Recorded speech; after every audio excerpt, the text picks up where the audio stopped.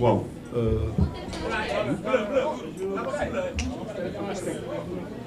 jërëjëf soxna Aminata Touré donc yéen membre presse bi mag leen di jaajëfal. Non, une minute, s'il vous plaît. Gars, c'est bon, hein? On peut continuer. Non, c'est bon. Allez-y, on continue. Allez-y. Bon, je vais commencer d'abord déjà par la présentation en français. Donc, merci, Madame le superviseur général de la coalition Diomaye Président.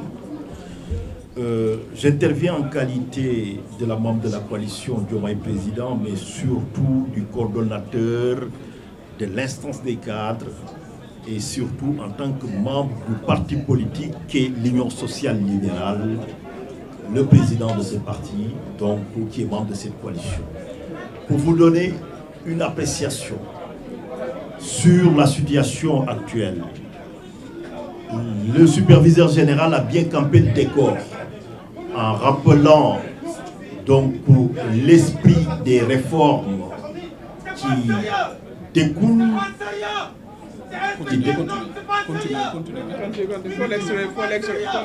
Alors, je disais que donc, dans ce contexte particulier, le président donc, de la République, dès son accession au pouvoir, a institué comme méthode de travail, comme méthode de gouvernance, la méthode à la fois participative et inclusive. Qu'est-ce que cela veut dire concrètement? Alors, qu'est-ce que cela veut dire concrètement? C'est que nous avons déjà eu les assises de la justice, ensuite les assises sur le système politique sénégalais, où tous les partis politiques ont été conviés, mais également où toutes les organisations de la société civile avaient été conviées et ils ont participé. C'est pour vous dire que le contexte était déjà favorable, le décor était déjà campé et surtout, comme elle le disait tout à l'heure, rien de nouveau sous le soleil.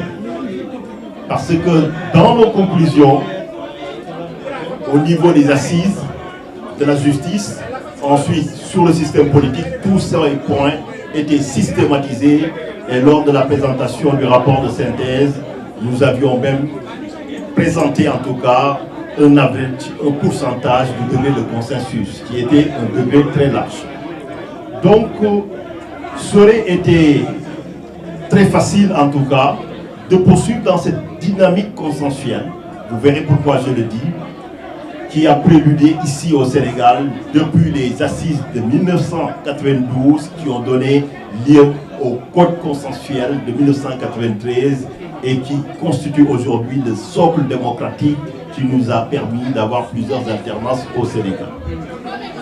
Donc, c'est pour vous dire que nous avons été très surpris de voir une initiative unilatérale sortir des flancs de ce consensus, parce que le consensus était déjà bâti, les positions systématisées, les comités ont travaillé avec les plus hautes autorités de ce pays, et à partir de là, donc vous l'avez sans doute compris, nous avions tout ce qu'il fallait en tout cas pour avancer.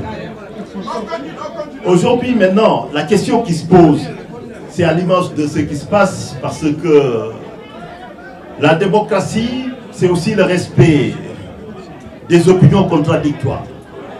Je ne peux qu'exhorter aux gens, en tout cas, qui ont des idées divergentes, de faire des points de presse comme nous sommes en train de le faire et de s'adresser aux Sénégalais et aux Sénégalais seuls et à eux seuls d'en juger. Pourquoi je le dis? Parce que nous nous sommes réveillés avec une proposition de loi 11/2026 qui vient modifier les articles 29 et 30 du Code électoral. Je vous rappelle que la proposition, ce texte est porté par un certain nombre de députés, membres de la majorité actuelle à l'Assemblée nationale. L'examen en commission des lois a eu lieu le samedi 25 avril 2026 et la séance plénière est prévue le mardi, c'est-à-dire demain, 28 avril à 10h. En deux mots, le contenu de ce texte, c'est modifier l'article 29 et abroge purement et simplement l'article 30 du Code électoral. Il supprime donc toute inéligibilité automatique liée au paiement d'une amende dont le seuil est de 200 000 francs CFA. Donc, à partir de là, ils ont aussi l'article 2 de la proposition qui prévoit un effet rétroactif. Retenez-le bien, un effet rétroactif. Les nouvelles dispositions s'appliqueront aux situations antérieures à leur entrée en vigueur. Enfin, le texte, retenez-le bien, introduit une durée maximale de 5 ans pour les inéligibilités après exécution de la peine. Ça veut dire que si vous êtes condamné à 5 ans, vous devez d'abord purger vos 5 ans et ensuite votre inéligibilité commence à l'expiration de la peine. Avant d'arriver sur les commentaires et les appréciations sur le fond, déjà, Madame le superviseur général l'a rappelé. Depuis 1993, on a identifié le Sénégal comme étant une démocratie consensuelle, c'est-à-dire une démocratie délibérative où la majorité, pour modifier les règles du jeu, s'est toujours concertée et a recueilli les forces, la position des forces vives, fût-il une opposition ou une société civile. Nous nous prononçons là-dessus parce que nous avons identifié, relevé, et je pèse bien mes mots, un forcing procédural, une rupture brutale avec cette tradition qui se démarque de la méthode, de l'identité du président Bassirou Diomaye Diakhar Faye, mais personne n'est obligé d'épouser son identité et sa méthodologie, mais on n'a pas le droit de s'écarter de la tradition républicaine du consensus dont le Conseil constitutionnel sénégalais à plusieurs reprises a d'ailleurs consacré qu'il avait une valeur constitutionnelle, j'y reviendrai. Plusieurs éléments établissent la méthode unilatérale et non consensuelle aujourd'hui, qui a été empruntée pour faire cette modification. Elle l'a dit tout à l'heure, je pense que sur le fond, on est tous d'accord qu'on doit lutter contre toute tentative de manipulation politique pour écarter les adversaires politiques. Je pense que certains membres de la presse nous reconnaissent tous les deux au plus fort de la lutte dans le F24, où quasiment la plupart des leaders étaient déjà donc emprisonnés, où les partis politiques, où leurs partis politiques n'existaient plus. Nous étions l'un des rares leaders à prendre part à ces tables et à rappeler avec force dans un contexte très mouvementé que ñëpp dañuy bokk quelque part. Donc on n'a pas de problème par rapport à cela. Au niveau des assises de la justice et surtout sur le système politique, ce consensus a été systématisé. Donc il fallait tout simplement poursuivre dans cet élan unitaire les réformes globales. Donc tout ce qu'on est en train aujourd'hui de demander à l'Assemblée nationale se retrouve dans le package qui a été dégagé. La question qui se pose aujourd'hui, c'est pourquoi unilatéralement vouloir modifier que ces deux textes sans même donc consulter l'opposition, encore moins la société civile, et surtout sous couvert d'une procédure d'urgence. On nous parle donc d'une convocation avec une procédure d'urgence quelque part. Mais l'urgence n'est pas caractérisée, je suis désolé de le dire. Si tant est que les mots puissent avoir un sens et une signification, mais l'urgence, la prochaine élection, c'est en 2027, soyons clairs. Moi-même qui vous parle, vous êtes les témoins vivants de cette histoire politique. J'ai attaqué en 2019 la loi sur le parrainage devant la Cour de justice de la CEDEAO. Pour effectivement donc argumenter sur la recevabilité, il fallait caractériser l'urgence. Donc je sais comment, en bon publiciste, on caractérise l'urgence. Mais je suis désolé, c'est un détournement de procédure. Je suis au regret de le constater. Si nous voulons comme on dit en Wolof, nous devons quelque part. Parce que wax deug yomb na Degoumon Diafé, c'est-à-dire le montrer dans le comportement. Nous avons ce package, on a un code qui est battu autour d'un consensus. Nous avons été pendant 2-3 jours à Diamniadio. Mon Dieu, pourquoi vouloir rompre cela avec une initiative unilatérale? Donc ça n'a pas de sens. C'est pour ça que nous appelons nos amis à se ressaisir et à revenir aux fondamentaux. Non pas parce que c'est une invite amicale, mais c'est parce que on a examiné cette procédure, cette question en procédure d'urgence sans débat préalable. Ce n'est pas normal. On vous a exposé comment le Sénégal a fonctionné depuis 1993. Le calendrier accéléré, le dialogue entre le ministère de l'Intérieur et les partis politiques est prévu pour le 30 avril, soit après le vote. Parce que le vote, la plénière est prévue mardi. Est-ce que vous pensez que ça fait sens? Non. Aucune concertation avec l'opposition, ce n'est pas normal.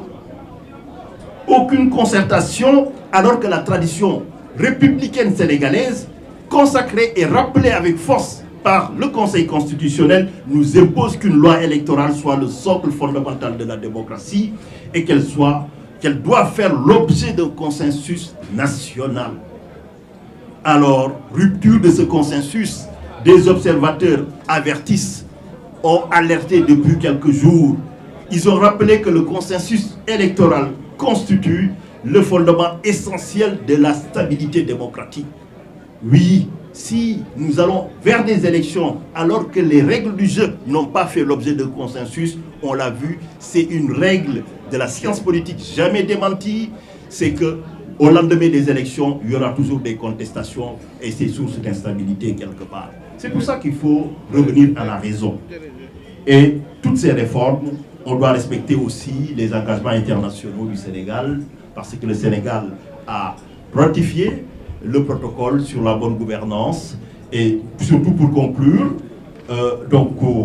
je vais conclure parce que le temps tourne, effectivement. Pourquoi l'argument du consensus aujourd'hui est un argument qui fait sens? C'est sur cela que je vais conclure. Parce que la jurisprudence constante du Conseil constitutionnel, le juge constitutionnel sénégalais, a rappelé à plusieurs reprises que les règles électorales partagent la nature des règles constitutionnelles. Et lorsqu'elles touchent les libertés fondamentales, comme le droit de participer à une élection, c'est toucher au droit de vote. Un droit attaché à la citoyenneté et protégé par l'article 3 de la Déclaration. Donc, ce droit, même s'il y a une sanction, doit faire l'objet d'une proportionnalité, ce qui n'est pas le cas. Pour terminer alors, la modification telle qu'envisagée, si elle aboutit, va rompre avec cet usage, ce qui va affaiblir la légitimité de la loi. Et donc, pour terminer alors, il y a un risque majeur pour la stabilité démocratique. C'est pour cela que j'invite nos amis de la majorité. Ce n'est pas une simple réforme technique, c'est une opération qui est en train d'être menée. Et il faut renoncer à cela et revenir à l'esprit qui a préludé au Sénégal pour éviter un contentieux immédiat au niveau du Conseil constitutionnel. La loi, telle qu'ils l'ont entrepris, on va vers un contentieux et surtout une crise de confiance qui va s'installer, c'est malheureux, entre les acteurs politiques et enfin une mise en danger de la crédibilité de la démocratie sénégalaise, parce que n'oubliez pas que les partenaires étrangers ne manqueront pas de pointer du doigt cette modification unilatérale. Donc, dernière phrase, le code électoral, pour moi, n'est pas un instrument au service d'un groupe politique. Ce n'est pas un instrument au service d'un homme ou d'une femme. C'est un contrat social de la nation. On ne réécrit pas à la hâte pour une échéance présidentielle lointaine en bafouant le consensus qui est la marque de fabrique de la démocratie sénégalaise. Je vous remercie. Maître.